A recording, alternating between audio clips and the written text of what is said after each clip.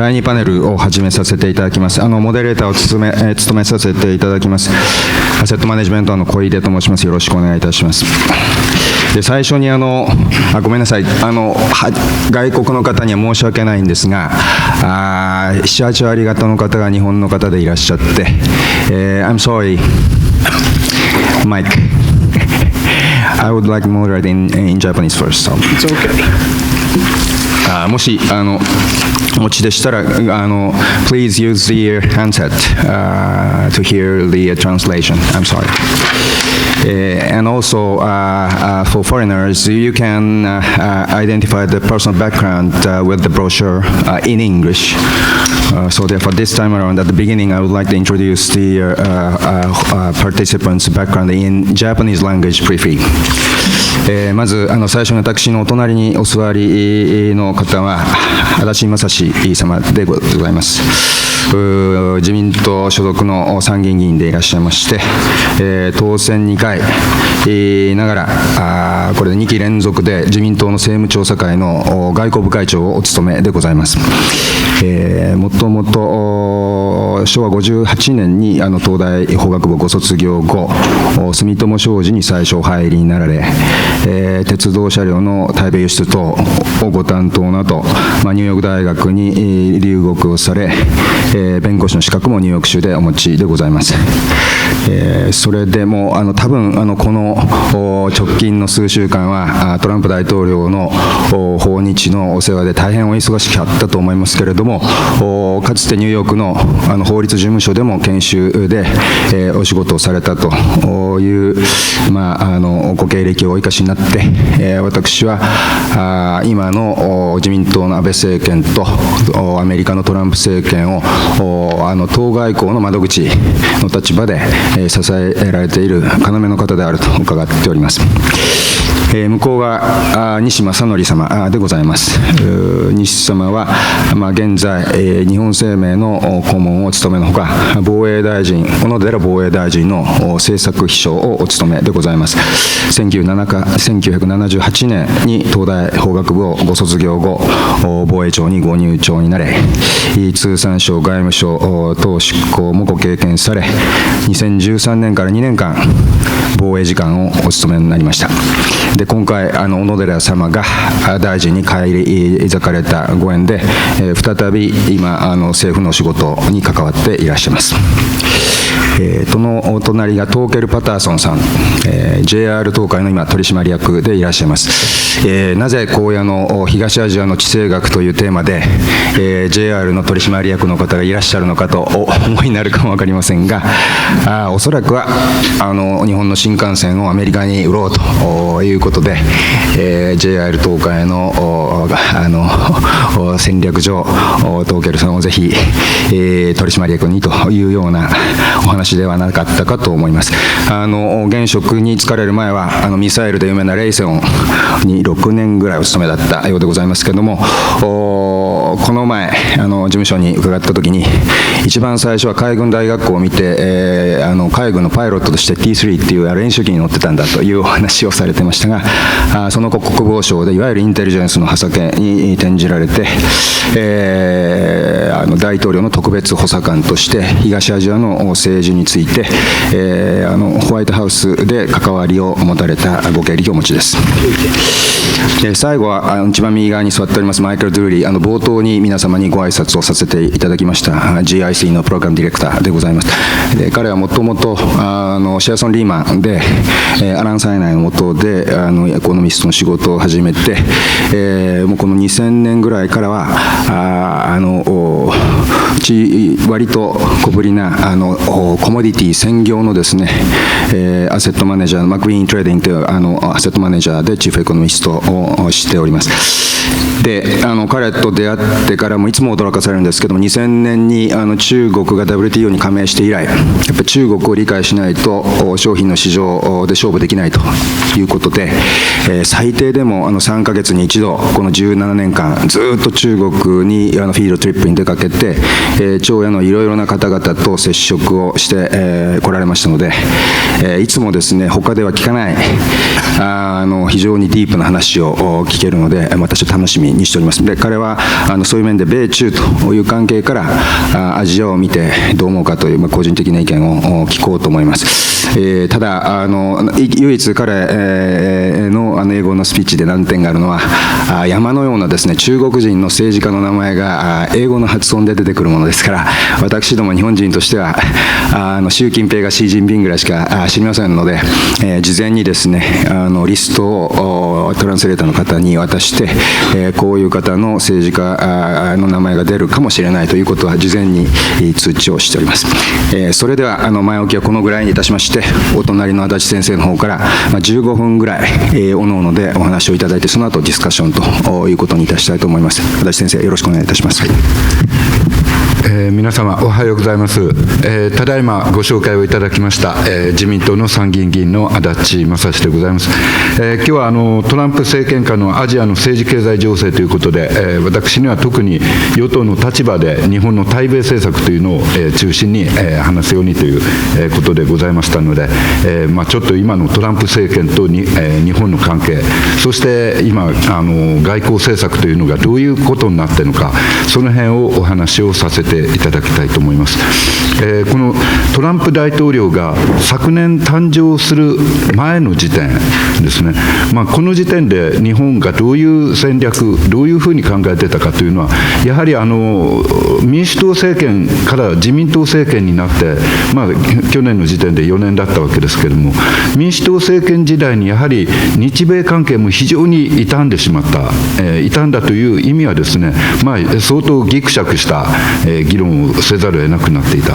それから日中関係もまた、尖閣の国有化をめぐって非常に厳しい状況になった。そこからですね、まずはとにかく日米関係を改善しようということでずっと、安倍政権去年まで4年間を取り組んできたわけです。で、相当改善はできたわけですけれども、やはり安倍総理とオバマ大統領、これは今の大統領と比べた場合にケミストリーが合わない。オバマ大統領というのは非常に、ビジネスライク、クールでですね、話をしようにもなかなか通じない。で、あるいは日本の方で、首脳会談、電話のアレンジをしようとしてもですね、なかなかすぐにつながらない。こういう状況がずっと続いてたわけです。で、しかもそのオバマ大統領自身が、その前のブッシュ大統領の頃からアジア回帰だとか、あるいはリバランシングということで、アジアに注力するというのがアメリカの一つの政策の中に外交政策があったわけですけれども、じゃあ具体的に何が起きてたかというと、実際には何もなされてなかった。で、むしろ、日本側からするとですね、中国がどんどん外へ出てく、例えば南シナ海に中国が出てくというのに対してアメリカは結局止めなかった。あるいは北朝鮮がどんどん核開発、ミサイル開発進めていく、これに対してもブレーキをかけてなかったという、こういう意識があったわけです。で、ただそういう中でオバマ政策の一つの鍵っていうのは、そういう外交安全保障上の問題よりも、むしろ経済面で TPP を通すことによって、 TPP ということで国際的なビジネスのルール、それによってこのアジアをもう一度アメリカの考え方を中心にした、こういう経済圏にしようという、こういう動きがずっとあったわけです。で、もちろん日本はこの TPP の考えに賛成をし、そして相当国内的には波紋もありましたけれども、それに従うという、こういうことをやってきてたわけです。で、そこへトランプ大統領が現れてきた。で、トランプ大統領っていうのはもう最初から TPP については極めて否定的な考えを持ってました。そしてまたアジア政策ということでは実は全然中身が見えてなかった。こういう中でトランプ大統領とどう付き合っていくか、これは日本にとっても非常に大きな問題だったわけです。で、実際には安倍総理が非常に早い時点でトランプ大統領と接触をし、その結果として非常にいい形で今も外交関係っていうのができているわけですけれども、ただ当初からですね、実はトランプ大統領に関してはいろんな懸念を我々は持ってたわけです。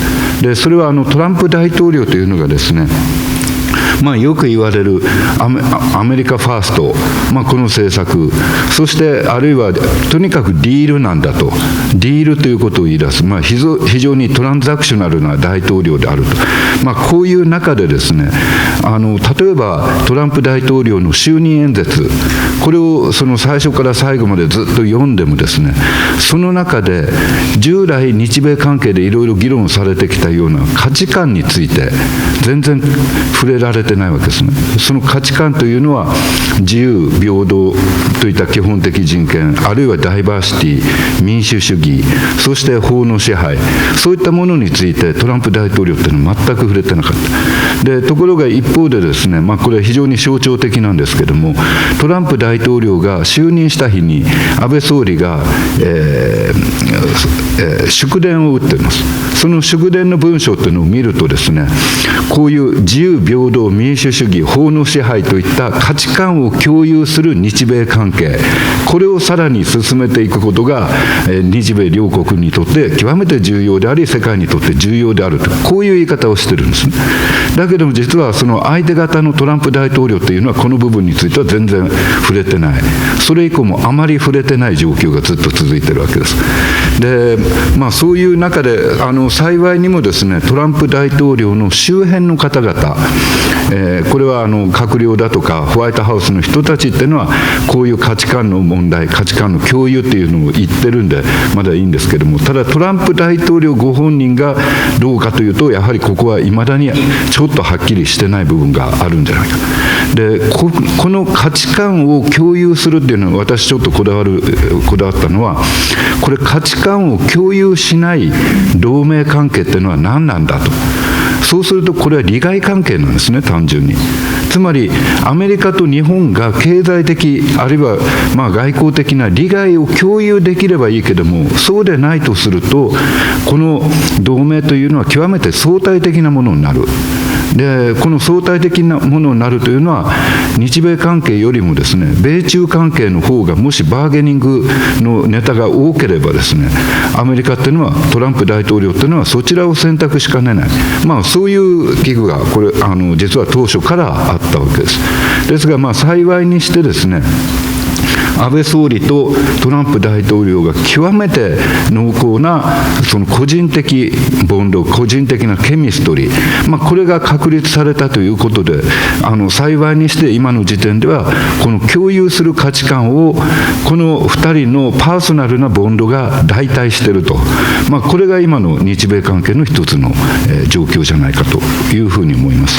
でもちろんこれだけにずっと頼っていくわけにはいきませんから、これからさらに日米関係というもの自体をしっかりと、両国で構築していかないといけない。で特にアメリカ側がティラソン国務長官、あるいはマティス国防長官、こういった方々はこの価値観の共有というところを非常にしっかりと認めてますので、これからさらにこれを前に進めていくということはできるんじゃないかと。ただやっぱり一方でトランプ大統領の影響ということで、例えばティラソン国務長官が国務省の職員向けのスピーチの中でですね、これからはビリーフでなくてナショナルインタレスト、つまり心情ではなくてアメリカにとっての国益、これを中心に国務省は動いていくんだという、こういう言い方をされたりしてるわけですね。だからちょっと従来のようなアメリカが、そういう民主主義だ自由だの伝道師として世界においてプレイヤーとなるということを今後も本当に期待していけるのかどうか、この点については、若干今問題が出てきているように思います。でそういう中でもう一つ日米関係、当初この2月に首脳会談をやるときに非常に懸念をし、実はギリギリのところまでその実務の人間も気にしてたのはですね、アメリカはひょっとして外交安全保障と経済の問題、これをミックスしてくるんではないか。つまり日本に対して、北朝鮮の問題、あるいは尖閣の問題、東シナ海の問題、これについてアメリカが相応の外交安全保障上の、保護をする。その代わり日本はアメリカの、貿易赤字を減らすためにこういう努力をしろ、こういうそのバーター関係、これを言われるっていうのが非常に、嫌だったわけです。で幸いこの最初の2月の首脳会談のところでですね、一応この2つの問題を分けると。で、1つは経済については日米経済対話という形でペンス副大統領と、そして麻生副総理が交渉をする。そして、もう一つ外交安全保障の方は 2by2 で、外交、それから国防のそれぞれの、トップ、これが話をしていくということで、この2つを完全に区別をすることに、一つ成功したと。これは非常に大きなことだったのではないかというふうに思います。で、おかげで今回の例えばトランプ大統領が来た時もですね、経済問題についていろいろ議論をされてもですね、いやこれは日米経済対話で今後また話していきましょう、こういう形で逃げができる。それで 2by2 の方でじゃあ北朝鮮問題あるいは、中国問題ということで、分けて議論ができるという、こういうプラットフォームを作っているという、これは今非常に日本にとっていい状況になってきてるかなと思います。で、またそういう中で日本がもともと安倍総理になって進めてきた一つの政策の中にインド重視というのがあったわけです。そして実際に去年の TICAD6 の時に安倍総理が、自由で開かれたインド太平洋戦略という、こういうコンセプトを一つ持ち出しました。で、これはですね、日本、そして、アジアのいくつかの国、豪州、インド、ここが一つ連携することによって、この地域の外交安全保障、そして経済をしっかり考えていこうという、こういう考え方だったわけです。で、これは実際のところはですね、要はある意味中国を包囲する。日本にとってやっぱり短期的な今最大の課題というのは北朝鮮ですけれども、やっぱり長期的には中国のその対外進出、また経済的、政治的に強国になってきた中国、これとどう対峙するかというのが一番大きな問題だったので、それに対してこの開かれたインド太平洋戦略という形で中国を包み込むという、こういう、戦略を安倍総理は進めようと。で、意図的に例えばインドへの新幹線の輸出の話を進めたりですね、こういうアジア地域への注力をしてきたわけです。で、今回ですね、この、トランプ大統領が首脳会談、日米首脳会談でこの自由で開かれたインド太平洋戦略ということに言及をし、同意をいたしました。で、これはその2週間前にテラソン国務長官もスピーチの中で言われて、日本のこの考え方に同意をするということを言ったわけです。で、そういう意味でですね、今このアジアにおいて中国が今進めようとしている一帯一路という考え方で、それに対してアメリカが後ろ盾となった、この開かれた、自由で開かれたインド、太平洋戦略と、この2つが今併存するようになったと。で、その一方で経済ということでいくとですね、アメリカが TPP から抜けたもんですから、そこの部分が大きくマイナスになり、それに対して中国っていうのが RCEP を中心にですね、ASEAN プラス6カ国、これによって新しい経済秩序、経済ルールを作ろうということでやってきたわけですが、なんとか日本はここを、将来アメリカがですね TPP に何らかの形で復帰すると、これは今トランプ大統領は完全に否定はしてますけれども、やっぱりアメリカの議会関係者の声なんかを聞くとですね、いずれどっかの時点でこういうマルチの、FTA についてトランプ大統領もう一回注目をする時が来るんじゃないかと、こういう話もあるんで、それを期待する形でとりあえず TPP11 でいつでもアメリカが戻ってこれる状態を作ろうと、こういう進め方をしたわけです。ですから今、日本が中心になって EU、EPA、そして TPP11、こういったマルチの FTA というので、できる限りこの欧米スタイルのルールメイキングで経済を抑えていく。で、RCEP についてはですね、中国はこれを相当進めようという動きはあるわけですけれども、もちろんこれ進めば進んでいいわけですけれども、それよりも日本が今中心でやってるというのは、従来の欧米を中心にしたこういう経済体制は維持していくんだと。で、そこへいつかアメリカが戻ってきてもらう。こういうことで今進めてるというのが状況です。で、今後この一帯一路、そしてまたこの開かれたインドアジア戦略、これ両方ともですね、外交安全保障上の問題とともに経済上の問題、経済外交という面も当然持っています。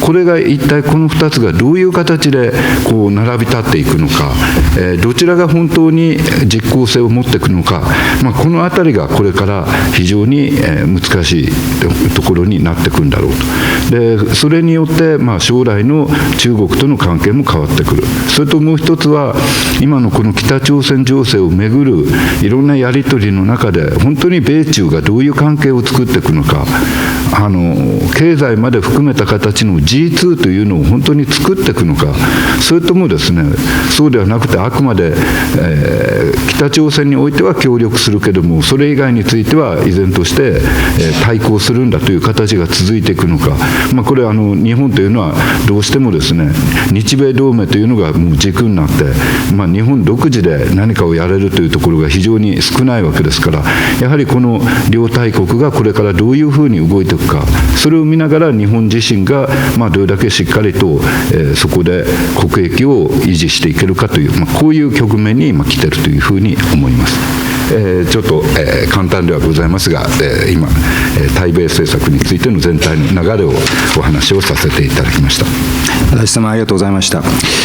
直近の会談の背景も含めて、予想以上に思い切ったコメントをいただいて大変、参考になりました。お話を聞かせていただきました。それでは続くお二方、むしろその今先生がおっしゃった経済と安全保障ということで分けるとすると、むしろ安全保障のサイドのプロフェッショナルでいらっしゃいます日本側から西様で、アメリカで、こういうエリアでお仕事をされたトーケルさんに、順番にお話しいただきたいと思います。西様、よろしくお願いいたします。Thank you very much, Mr. Koide. Allow me to speak English because it's much easier to discuss security military issues in English. Japanese, I'm afraid, Japanese concept is a bit messy. Particularly, I worked with Torkel for many years together, so English is a very common language for us. Of course, he speaks very good Japanese, but talking things of the security military issues, yes, English is much easier for me. So first, let me start what the bilateral relations between the United States and Japan. The important thing is the United States is like an Atlas, the giant who supports the world. But even Atlas needs two hands to keep the glove on the shoulder. And one arm is supported by NATO, and another arm is supported by Japan. In other words, without the Japanese security support, military support, the United States is not able to maintain its front in Asia-Pacific region. So in other words, we, the Japanese side, should be more confident that what we can do, what we ought to do, and what the contribution we are doing in this region. Therefore, the important thing is what kind of sharing we are now able to make. For that purpose, with the Ministry of Defense, passed several initiatives through the Diet in 2015. The first one, and the important one, is the revise of the U.S.-Japan guideline, which is the second time after we concluded the initial one in 1978. The guideline defines that what we are going to do between the U.S. and Japan, and the third one, which was agreed April of 2015, showed the first time to establish the bilateral coordination mechanism, alliance coordination mechanism, as a very important institution for the management of the whole alliance. And this, together with the passing the peace and security law, which actually gave us more flexibility of the military operations through admitting the the right of corrective self-defense, Japan's position and Japan's contribution to the U.S.-Japan front in this region is much more enhanced. So what we are doing is based on these two important steps. Another important point that is with the Japanese side easy to overlook is the importance of the U.S. security commitment to other countries. Commitment is important and sacred and almost impossible to withdraw. In other words, as the U.S. committed to the security of Japan, that is the important word, and you shouldn't doubt it. Commitment, once they fail to carry out that commitment, that means all other U.S. allies may find, oh no, the U.S. failed to keep its commitment even to the important friends of Japan, then what would come to us? That is the natural reaction. In other words, if the U.S. fails to keep its commitment to the security of Japan, that means the U.S. is going to lose almost all other friends all over the world. So the U.S.-Japan security commitment is very important. In other words, Japanese security commitment to the U.S. side is also very important and should be kept in a very square manner. Therefore, looking at the current situation, China's expansion is remarkable. It has expanded its military capability continuously in the last 30 years. The size is getting bigger, but at the same time, we have to pay attention. What's the quality? That's the question that I always keep in my mind. For example, they launched the new aircraft carrier, Liaoning, which is basically built by the Soviet Union, Soviet Navy, and refurbished by the Chinese side. But its flight deck was not replaced because that item, the high tensile steel, that is not able to be produced by the Chinese industry. And also the numbers of pilots of the aircraft who can land on that aircraft or take off from that aircraft carrier, only 5. Can you imagine? When I was the vice minister, the Liaoning was officially commissioned the aircraft carrier of the PLA Navy, and I found there were 6 pilots on the flight deck and received the qualification paper. So I asked my intel staff, hey, you said there are 5 pilots, but you see there are 6 of them. And the intel side answered me quickly, oh, no, sir.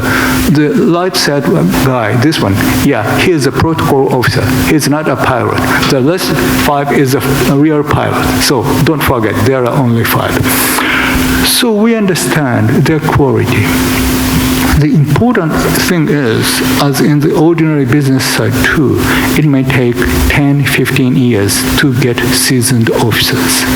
But China expanded its military capability so rapidly, therefore it's always very scarce for us. And I'm sure it's always a very scarce issue for the US side too, that what the quality of their Navy and Air Force particularly. At the same time, they do not abide by international rules of military issues in many areas. They follow their own concepts, their own logic, and say, this is our way. But it doesn't work on the military security issues. So we have to pay attention that the current situation is getting more and more fragile, but if the US and Japan is going to understand the current situation in a fair manner and in a very transparent way, I don't think there will be any difficult situation that we can cope with. So this is my short comment. Thank you very much. Thank you very much for Nishi-san, and I'm sorry for the translators. Unexpectedly, Nishi-san gave his presentation in very fluent English, so therefore I have to change my mind to just steer the discussion here in English. So I'm sorry to the translator. Anyway, could you please go ahead by the Mr. Torkel, please. Thank you, Mr. Koide, and thank you to GIC for inviting me to be here. I'm very happy to be here. You know, the old saying about Americans start with a joke and Japanese start with an apology. Mr. Horia and I have a good friend named David Asher that many of you might know, and David was supposed to be sitting here instead of me, but I apologize that you have me instead of David. He would be quite interesting. We're supposed to talk about the Asia-Pacific economy in a Trumpian world, and I just want to sort of take that kind of as give a caveat about that, because concerning President Trump, I am very reliable. I am 100% wrong all the time. So if you remember that, then take what I say today with a great grain of salt, please. What I'm going to do a little bit here is talk about the positive side as I view things, and then the negative side, and then what is my net assessment, so to speak. I think, as we heard earlier this morning, the global economic outlook is good, and I think we can take confidence in that. Regionally, China undergoing a big transition. We'll talk more about that, but in general, I think Chinese approach is going to be more positive impact on the economy, given a couple of caveats, and that they're going to try to improve, and that has good things and bad things, because from an economic standpoint, it'll be good. From a strategic standpoint, it may have some negative net effects on the U.S. presence, as Nishi-san talked about a little bit. For Japan, I'd like to say that I believe, I may be a bit of an outlier here, but I believe that Prime Minister Abe has good and strong leadership, and the team around him is the best team I've seen in generations since I've been living and coming to Japan over the past 40 years. And I think what will be, what may some people say no, but I think that Abenomics is going to, at the end of the day, is going to turn out to be something that will be done and positive. In Japan, a lot of times on the security relationship, I talked about in the past how Japan's position above the water looked like it was way over here, but underneath the public opinion was moving here, but you didn't see it, and then all of a sudden, boom, you're here. And we've seen that happen over the last 20 years in ways that most people couldn't have predicted even 10 years ago. And on two issues, women and immigration, I think the same thing is happening. I think there's a lot of movement under the surface on women and a lot of movement under the surface on immigration in the public mind that's happening, and we may be surprised to the extent to which we may end up with some sort of quotas on women in the boardroom, or we may end up with some other types of guidance that will improve that. And the immigration policy, I think, is going to, at the end of the day, it's starting to loosen a little bit, and I think we'll see positive improvements that will help the economy considerably over time. And so I'm not really worried at all about population shrinking in Japan, because there's a big secret army of women that are available to save Japan, plus the immigration will take the jobs that the Japanese don't want to do, and I think we'll have a strong Japanese economy in the mid-range.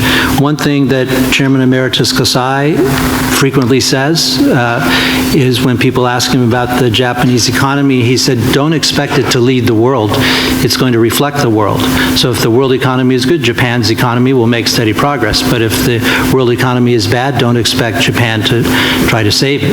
I think that's pretty sanguine advice, and with the economy looking strong, I think Japan will play its part in moving forward. On the negative side, I think several risks. Number one is the current mix of leadership in the world.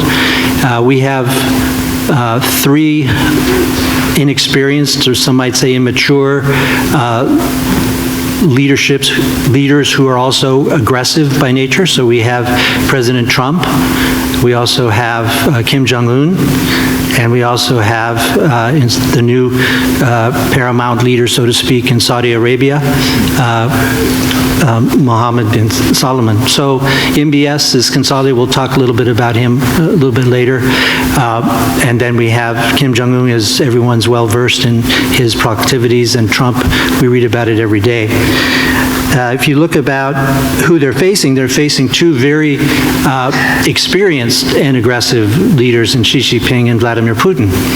And I couldn't help but feel the symbolism during President Trump's visit to China, where just after consolidating power in his party Congress, Xi hosted Trump in the Hall of the People, the first Japanese leader since the 1949, the communists took over, to do so, and totally flattered Trump. You know, the Chinese are very good at flattery and diplomatic flattery, and I think his ego sort of took that aboard.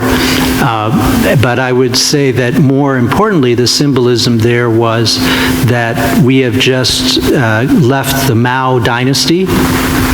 You know, we had the Qing and the Ming dynasty. We had a little detour with the Republic, and then 1949, we've had a series of Mao dynasty emperors, and now we have the new Xi dynasty just starting with that move to host in the palace. But it's a very interesting world that we're coming on. And then Putin, whether you believe Trump or not, his recent tweets about Putin and the Russians, I think, are either misguidance, or if he really trusts him, then that's another issue.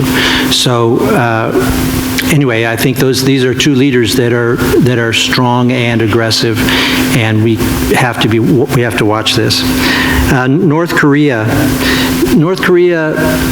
is the problem, I think, that most people in Japan are concerned about. I would just say that we, the United States, hasn't used all of its tools. And I have to say one disclaimer. In the kind introduction that Mr. Koide said, he said, I have worked in intelligence agencies, but I've never worked with them. I've used their products, but never worked for them. And I hope that I'm intelligent, but I don't have much intelligence agency background. So what I say is based on my totally, I have no access to any information, and what I'm saying is just based on my experience.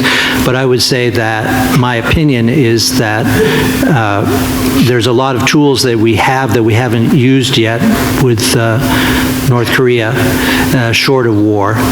I would say, however, that there are certain developing red lines you can kind of parse in the media comments of people through the U.S. One would be mating a warhead to a missile.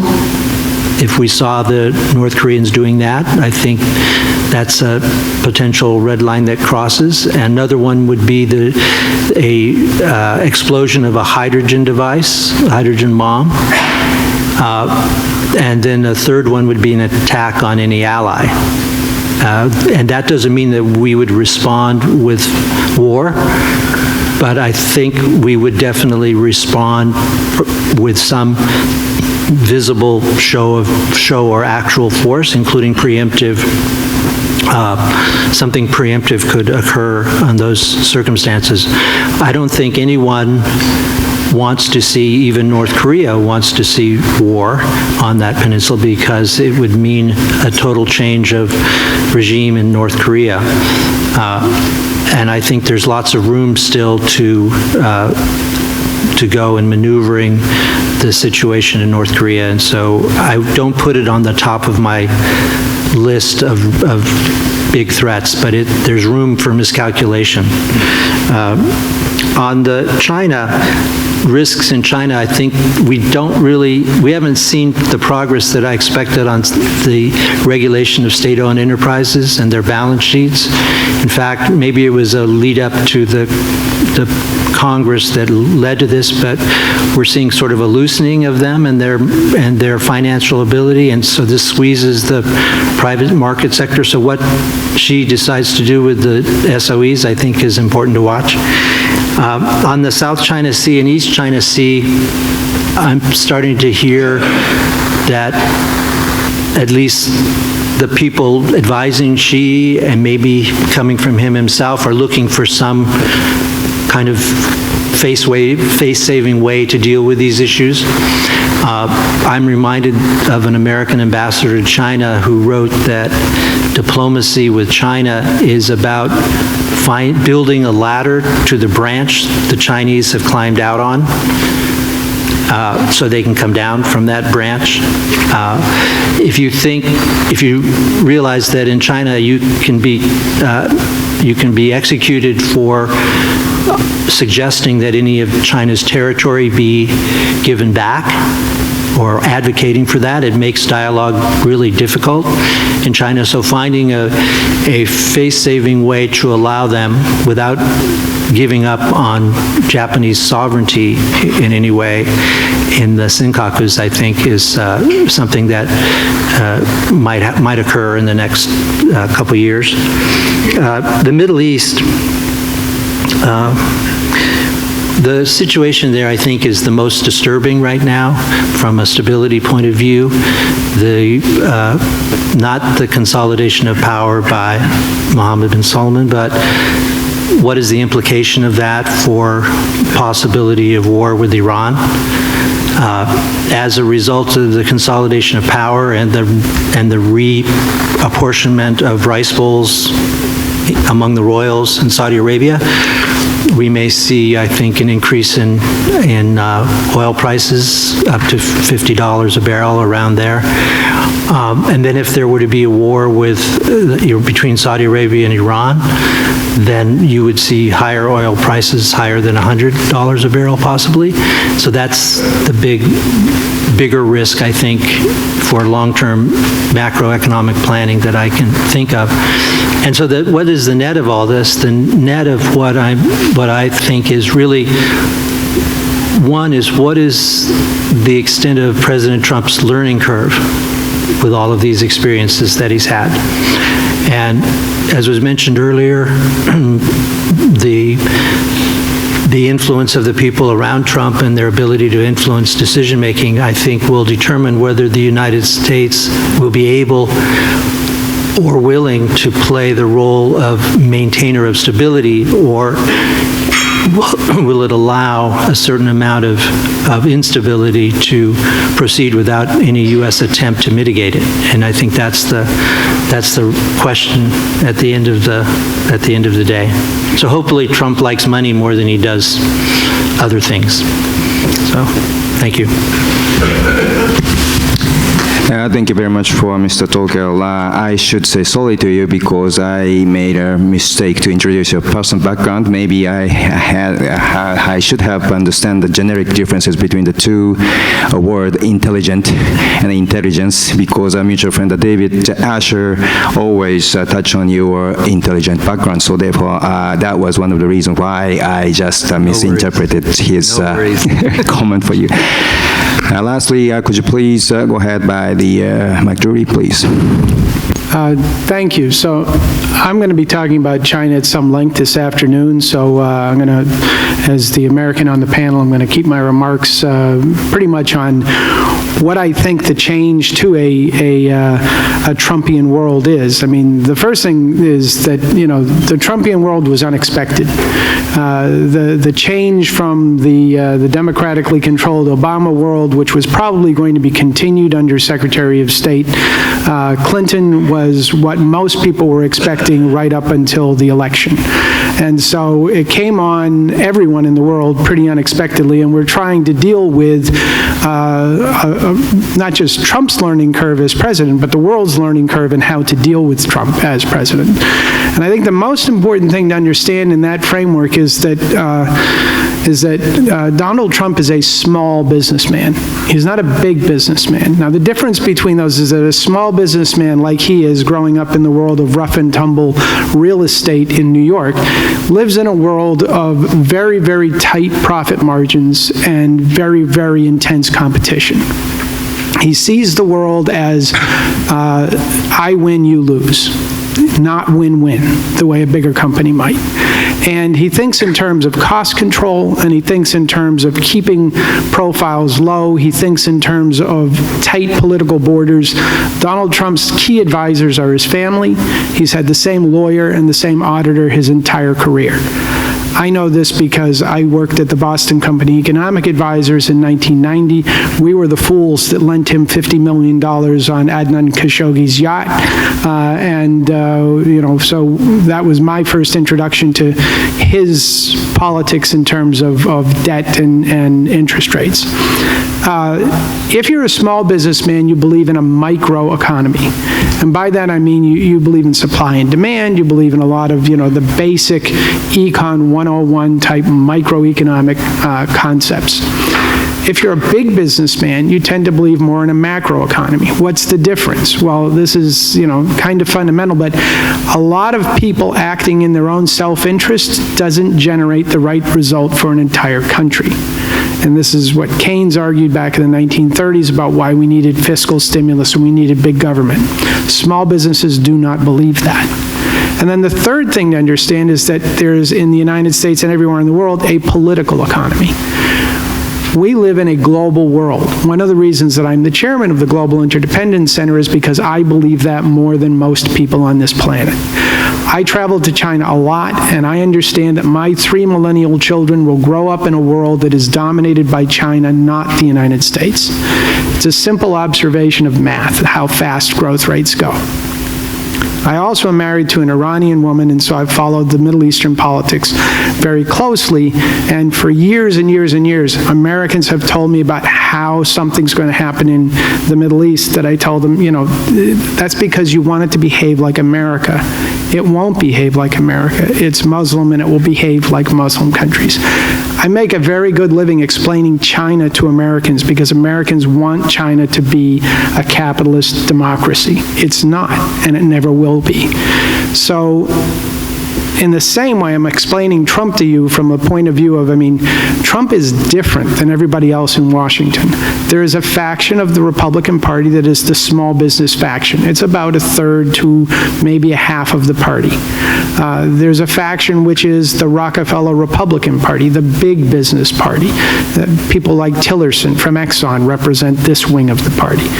And they're in collision right now, trying to figure out what to do, and they're doing that in an environment where they have a very narrow margin in the Senate, 52 of 100 seats. You need 50 to pass anything. And a relatively narrow margin in the House where they have 24 seats. And they're up against a midterm election in which most people are now saying that they will lose somewhere between 15 and 25. In other words, they could lose control of the House. Trump is not going away at the midterm election, but his power base may be adjusted. And between now and then, his behavior is going to be a function of how he feels that threat or that implication is going to develop.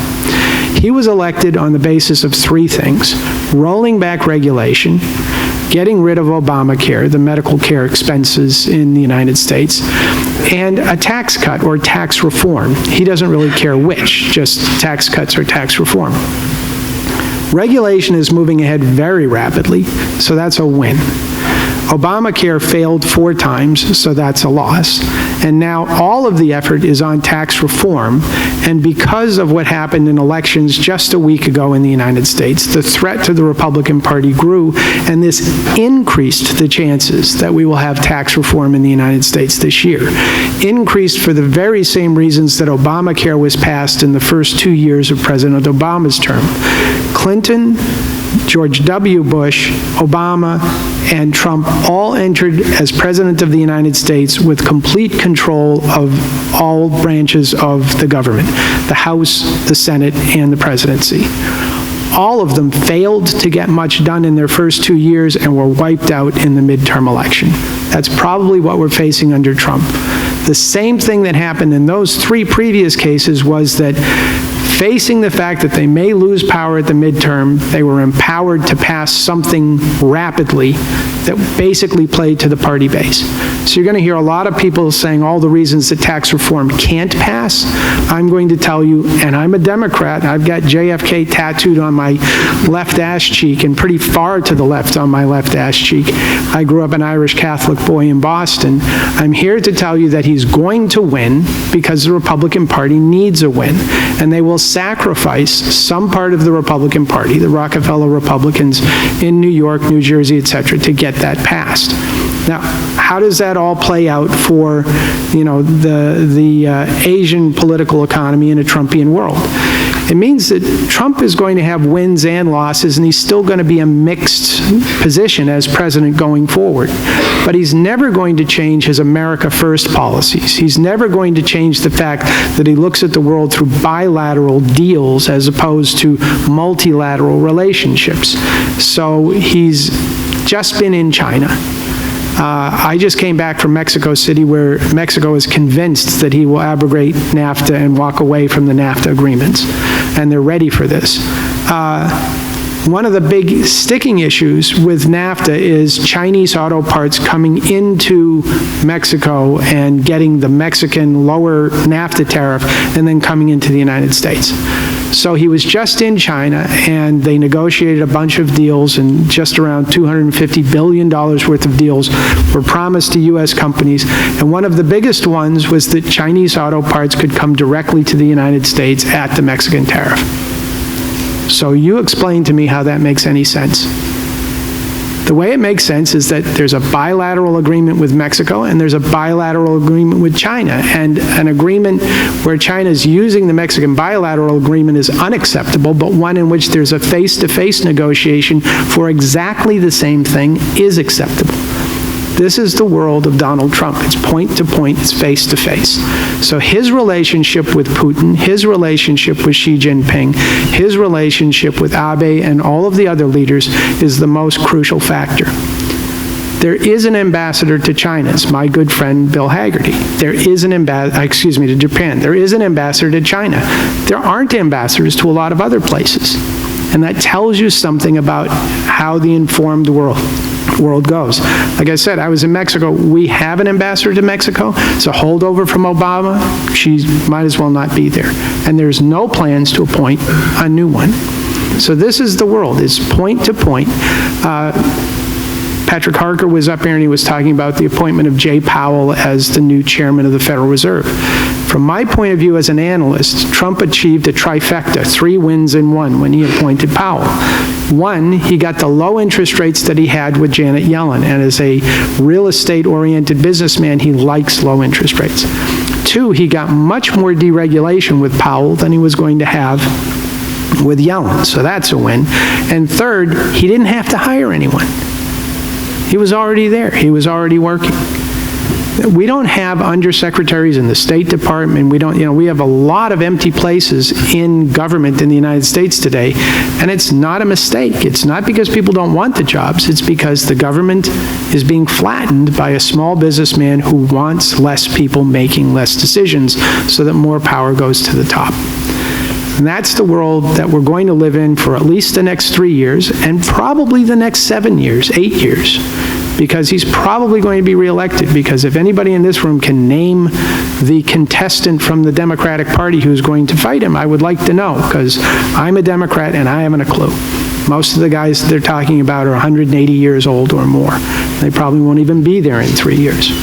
So I will leave it open to questions and I'll respond, but my view of the world is that, Trump's going to continue on this path of America First. He's going to be colliding with a Xi Jinping who has a party-first view of the world. And it's that relationship that is the most important one in the world. And I think it's very similar to the world after World War II, when a retrograde Winston Churchill was reelected as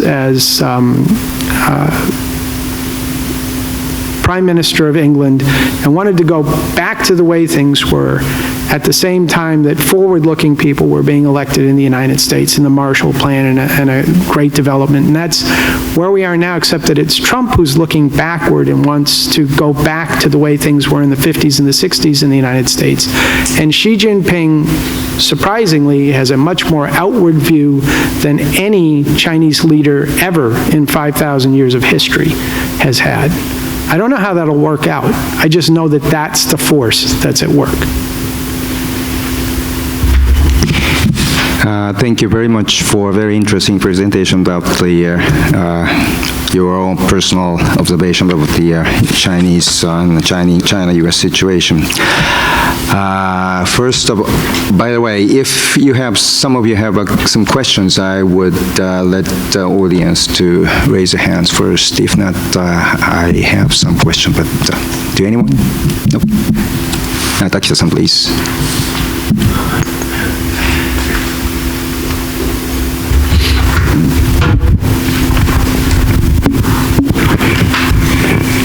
Thank you very much for your very, how to say, comprehensive, very broad, also views from the overseas side towards Asia.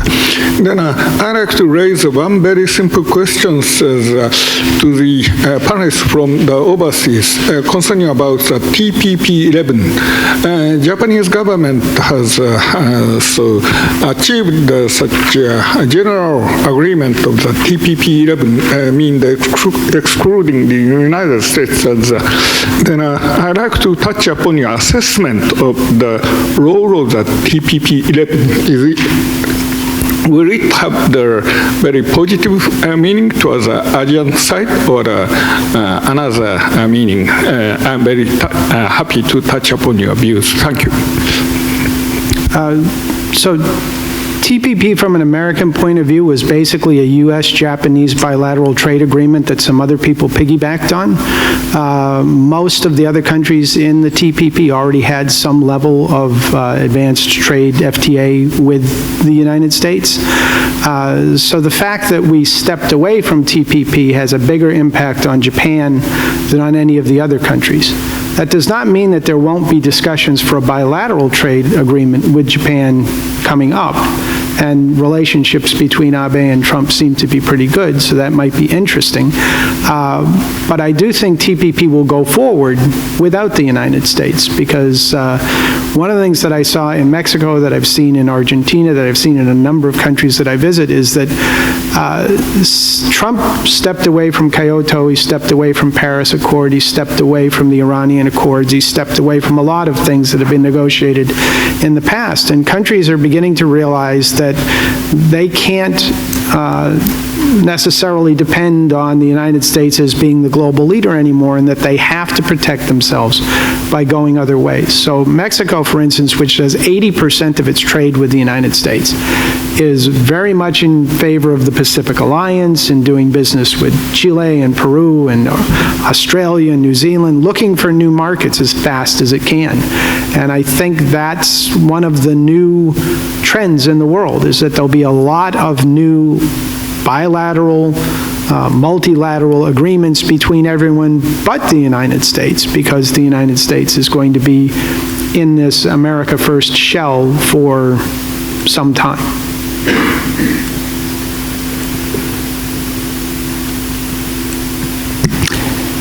Is there anyone who I don't have anything to question? add to that. I'm sorry. I have nothing to add.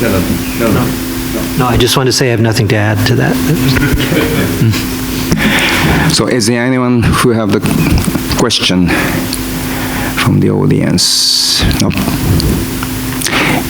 If not, I would like to invite Adachi-sensei's impression, ideas. I feel that Mike Drury's analysis will help to explain the current Washington situation a little bit unique to me. And but also your presentation have the same kind of approach, just Mike Drury raised. Our country is based upon the personal relationship. Here, they echo each other. But on the other hand, if I catch your point correctly, in coming midterm election, Trump will win.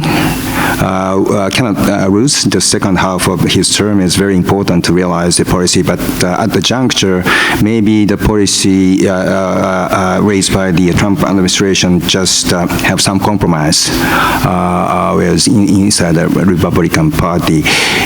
So if that situation is true, and suppose if, but your point is you suggest that there is some slight chance that the current government will lose the election also in-house? No. So the way it works is all members of the House are up for re-election every 2 years. So they're all up for re-election at the midterm. Senators are up every 6 years, so 1/3 of all senators are up. This time around, there are 33 senators up, 25 of whom are Democrats, and only 8 of whom are Republicans. So the Republicans are going to gain seats in the Senate. They're not going to lose seats in the Senate, which means that the situation now where they only have 52, so they only have 2 people that they can lose, which is why they were unable to pass Obamacare, because they lost 3 senators. That situation will be easier going forward after the midterm election. The threat is in the House, where they currently have a 24-seat advantage, and the number of retirements is escalating fairly rapidly. And so in a normal midterm election, you lose something like 15 seats. In a wave election, you can lose 40. And more people are starting to talk about a wave election after some of the more recent Democratic successes in state legislatures, governors' positions, et cetera. My own view is that they won't get enough to flip the House, but if they get 15 or 20, it changes the balance in the House enough that you may get a new Speaker of the House, and you may get a new viewpoint. Now, to me, the key there is people are going to say, oh, well, then Trump is weakened. No, I believe Trump would be strengthened, because the people who are most likely to lose are the Rockefeller Republican, the big business Republicans from New York, New Jersey, because of state and local tax deductions in tax reform. So the base, the Trump base of the Republican Party is likely to be stronger after the midterm election, even if the position in the House is not. So as in all things political, nuances, nuances, nuances. So you expect that maybe the next election, Trump administration is probably expand their influence. So if that's the case, would you say that this Japanese diplomatic policy, just Mr. Adachi just suggested, based upon the personal relations between Abe and Trump, will work at least in the foreseeable future? Or you suggest maybe we would much more just chasing for much more institutionalized relationship between the two countries? Well, so I mean, I think one of the things to look at in the world today is that there were a number of elections in Europe that were supposed to go badly, and it didn't happen. So you now have Macron, you now have Merkel, you have Xi, you have Abe. They're all newly elected. Moon was newly elected in Korea. Trump is in for 3 more. These people are going to be around for the next 3 years. And you can only expect in a Trumpian world that the one-to-one relationships will strengthen, and the ones that work well will be good for those countries, and the ones that don't work well will be poor. Kim Jong-un is going to be around too, and that's one that may not work so well. The Ayatollah is probably going to be around. That one may not work so well. Mohammed bin Salman is going to be around. So these relationships they're pretty much in rock for 3 or 4 years. There's nobody in a major country who's facing a turnover of leadership. Thank you very much. I would like to invite the Adachi Sensei's comment or reaction. So therefore, can you feel safer to hear that the person-to-person relationship will be harnessed or stable, at least in the next 3 years? I agreed with Michael in many aspects, in many points. Actually, Japan has some difficulties in dealing with the U.S. as they don't have the counterpart. But on the other hand, because of the personal relationship between President Trump and Prime Minister Abe, all the fellows under President Trump are watching the relationship, so they are adjusting their policy to what President Trump says. In that sense, the current situation is quite good for Japan. But on the other hand, through the North Korea crisis, there might be some possibility President Xi and President Trump also establish some personal relationship, because at some point President Trump mentioned President Xi is a good guy or something like that, and and I understand President Xi is now very powerful, and he's a person who is worth while dealing with President Trump. In that sense, still Japan should consider some institutional relationship with between the U.S. and Japan. And also, on the U.S. side, even though President Trump thinks President Xi is a good guy or a trustworthy guy, still, most of mainstream politicians in the U.S. might have some reluctancy with full trust to China. In that sense, Japan has still some chance to deal with the U.S. And as to the economic policy, I think President Trump's approach is a little bit old economy approach. For example, TPP, it has basically two functions. One is market access, and another is rule-making function. And as to rule-making function, all the discussion was based on the current global economy, based on global supply chain. And Trump didn't like that. Trump just want to bilateral FTA. That means he doesn't recognize the real meaning of global supply chain. And in that sense, any kind of buy FTA doesn't work or doesn't have the strong motivation to promote world economy. So that's one of the reasons TPP 11 was pursued by the other members, because we recognize at some point U.S. or U.S. business or U.S. government would come back to that kind of rule-making regime, and they don't want the rule-making regime under China. 何かご質問ございませんか。なければ一番奥の方。I guess, sorry, I guess I should introduce myself. Wilson from Nikko Asset Management. Just, I guess, more a question to Mr. Drury regarding China. I guess in the public media, there's already a lot of talk about, say, One Belt, One Road, and how China is going to Southeast Asia, both their private and public channels, but not so much about, I guess especially in the English-speaking media, not so much about their inroads into Africa.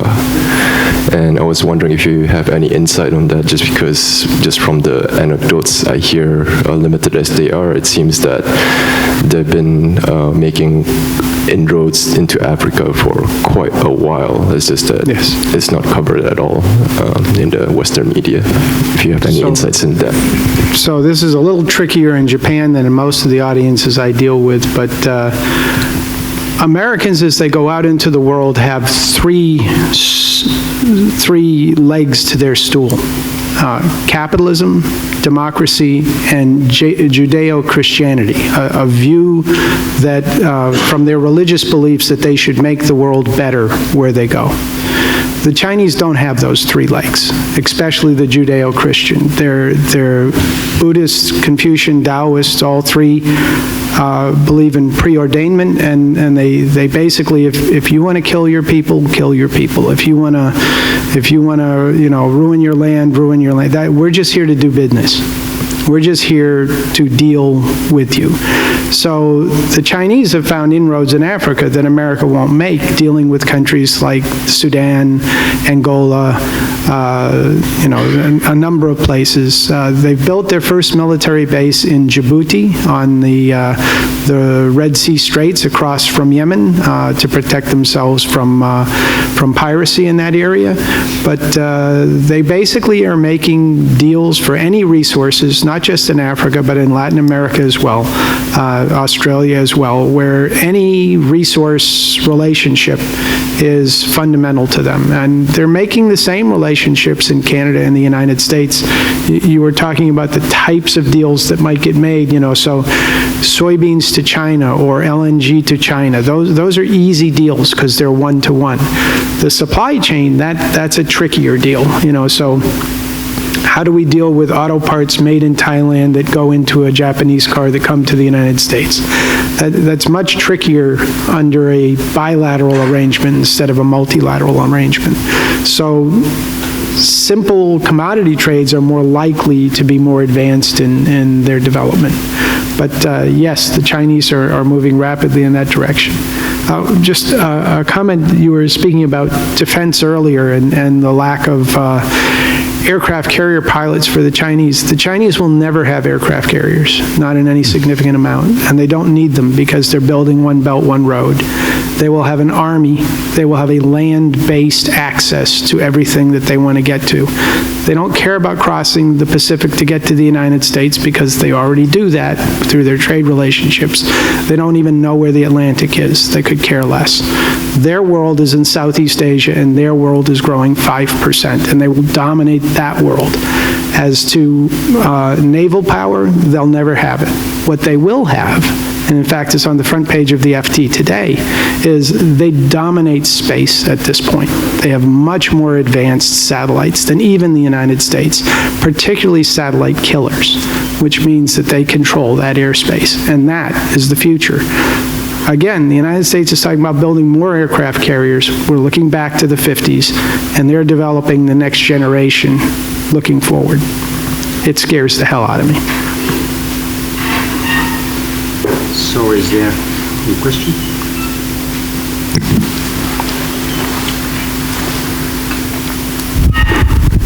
So if it turns out that in the Trumpian world, the United States is not a reliable partner, what's Japan's plan B in the way of defense, military, trade, international economics, that kind of thing? If there does have to be a break with the way things have been for so long, what are some of the choices and possibilities?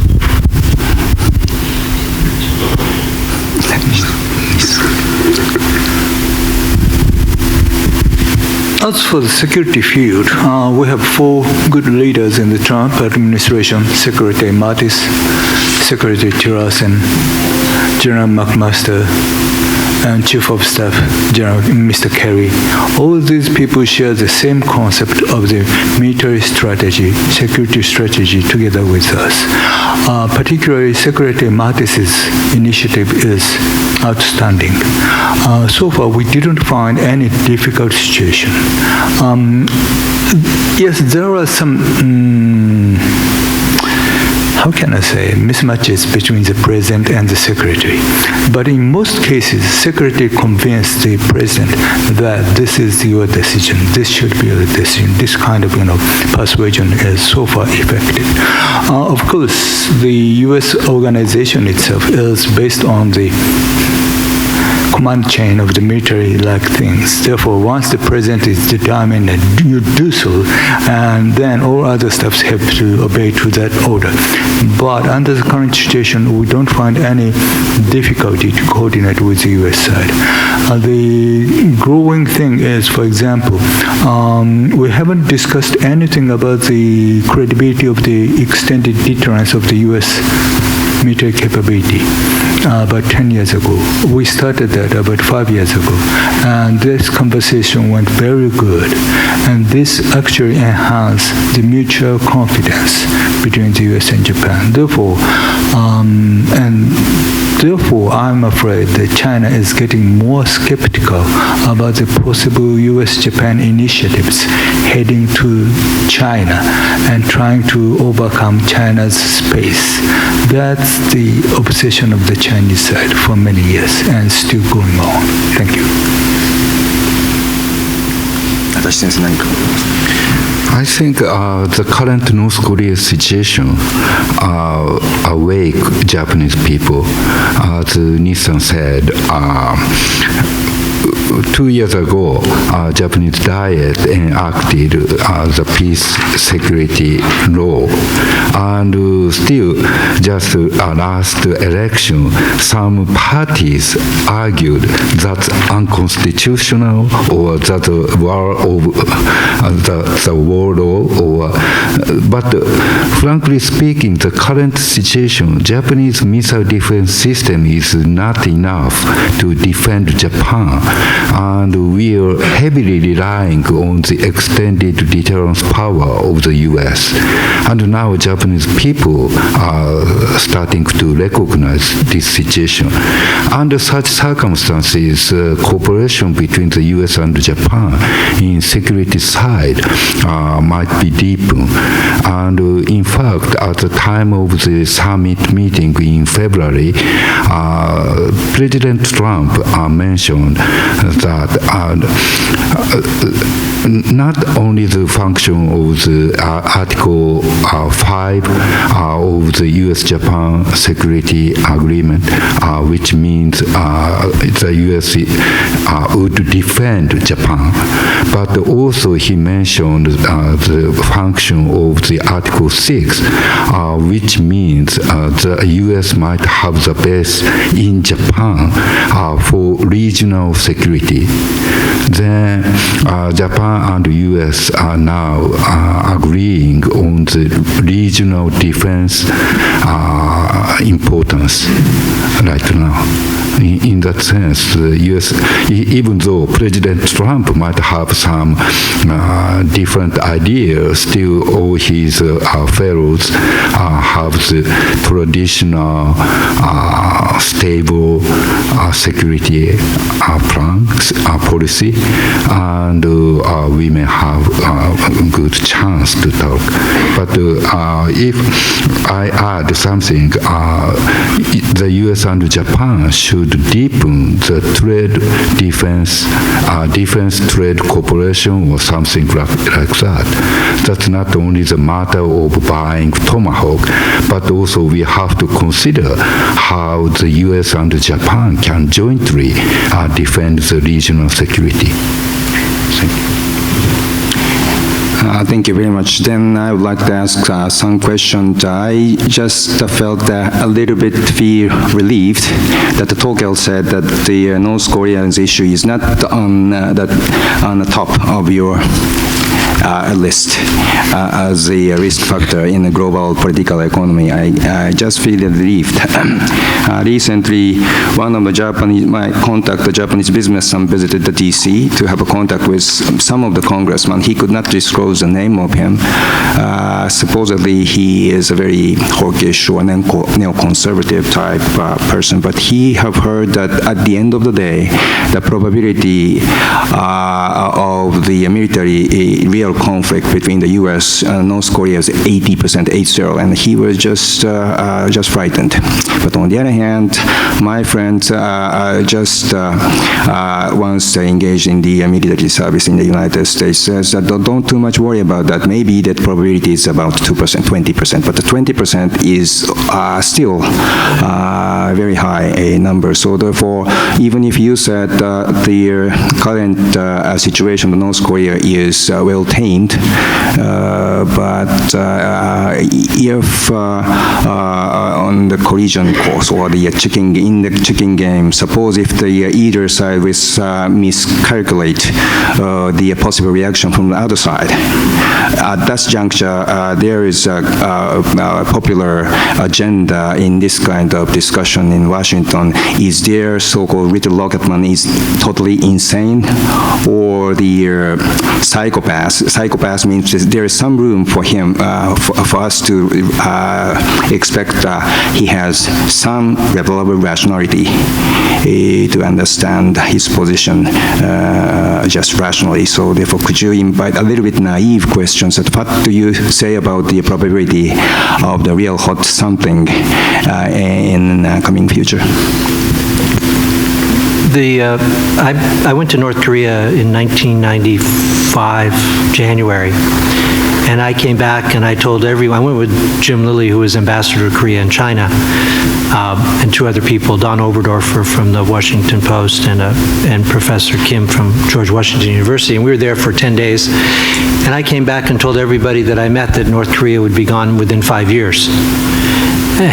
Because it was such a poor country and I could see no way forward for them. But obviously they have great resilience. I think one of the reasons North Korea survives as well as it does is that nobody really wants unification on the peninsula.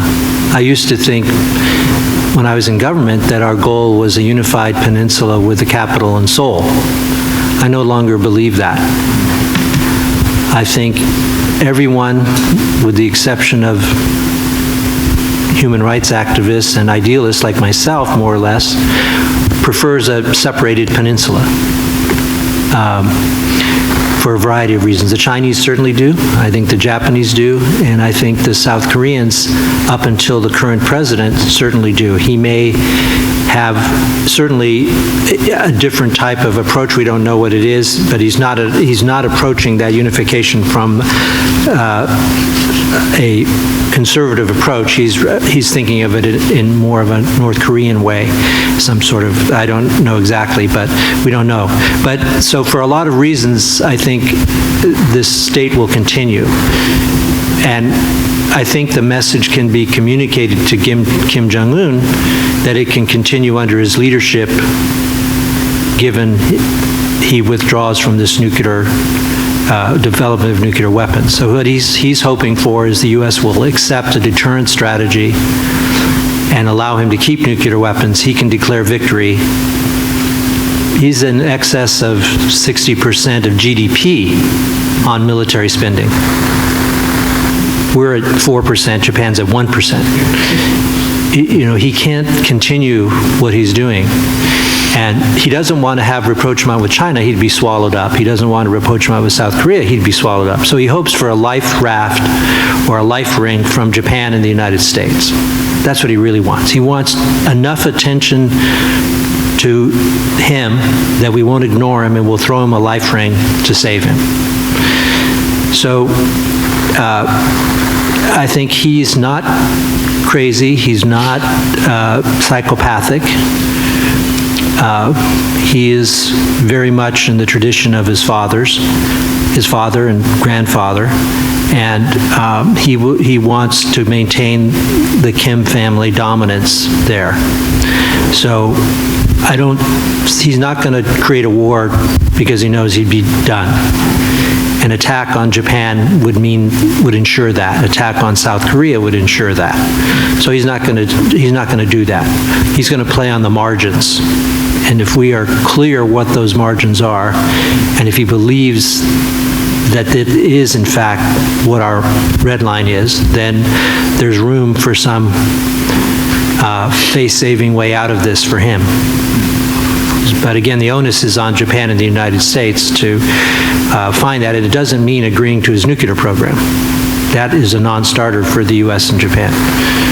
Although some people around the world argue that's the only way, is just to go to a deterrent strategy and accept that he has nuclear weapons. But I don't think the Trump administration is there on that. So it's a problem, it's a big issue, but it's not, there's not going to be a weapon of mass destruction coming to Japan. Thank you very much. I feel more safer. But could I invite the same, I asked the question to the Mr. Nishi.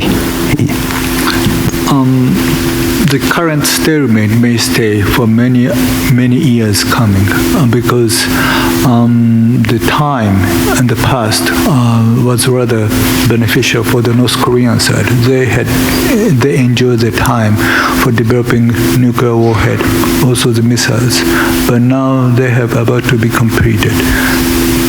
What else? Not much in a quick time. That means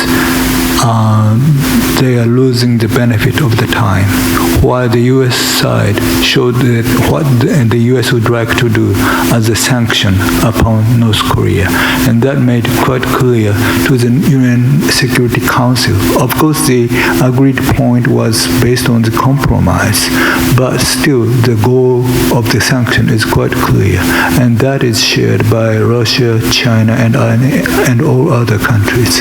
In other words, if North Korea is not going to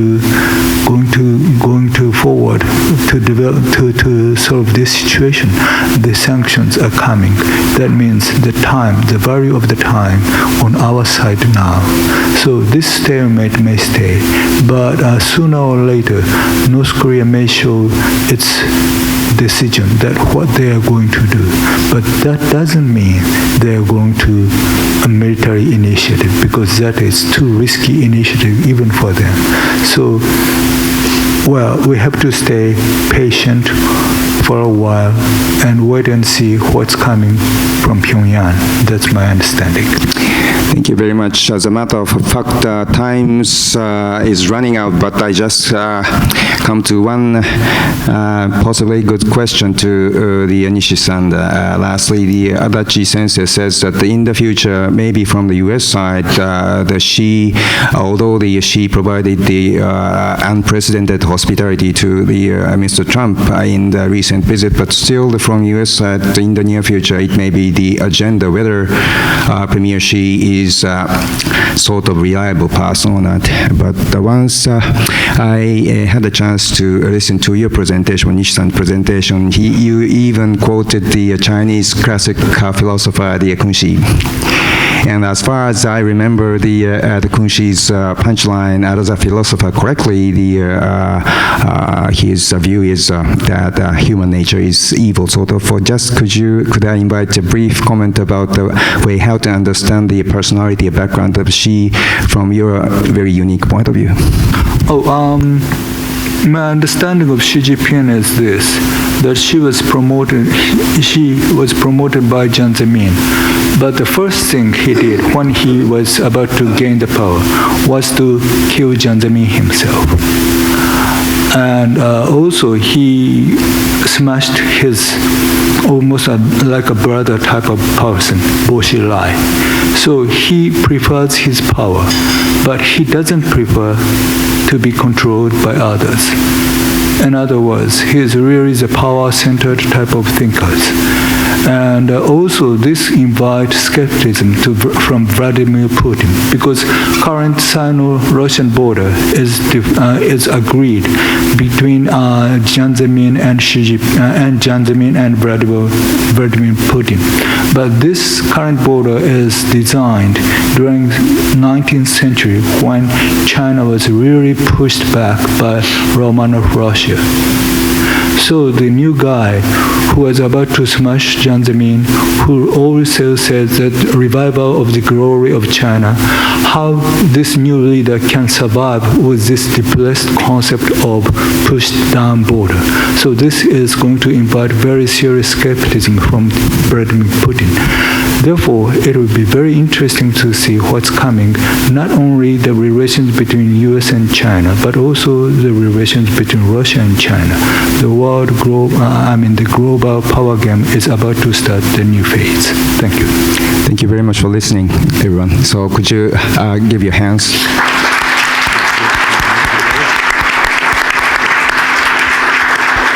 And then we have a break until the 20 20 minutes past noon. And from 20 past noon, we have the keynote address by Mr. Rintaro Tamaki. Just wash your hands, or unfortunately, there is another coffee service down there, but I'm sorry.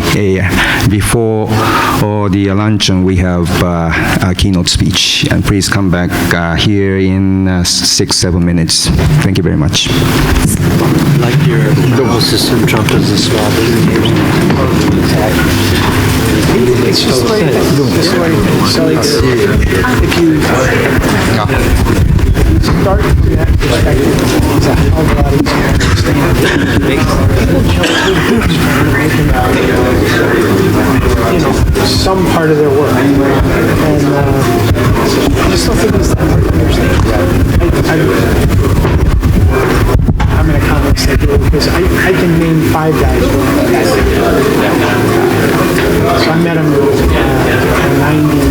My wife met him in 86. She opened the store at Trump Tower at Abercrombie. And he would come down every day. Every day. Very remarkably good at doing it. I'm blaming him for that. But she would say no. She would politely reflect. Doesn't hear. It's so rude. He just doesn't hear. You know, I mean, it's just, that's who he is. And, you know, the psychiatrist around what he examines his family history is back. You know about his father, his brother, and the fact that he was the number 2 son. His military wasn't bounced out of every school until they put him in the military.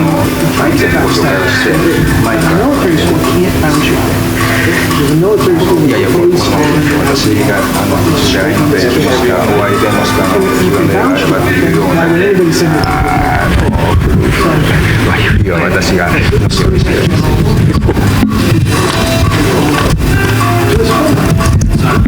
い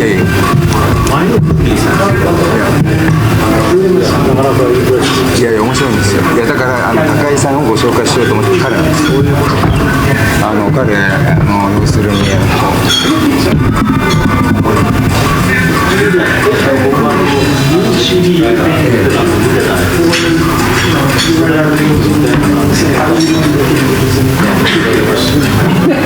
And we're going to have them right here.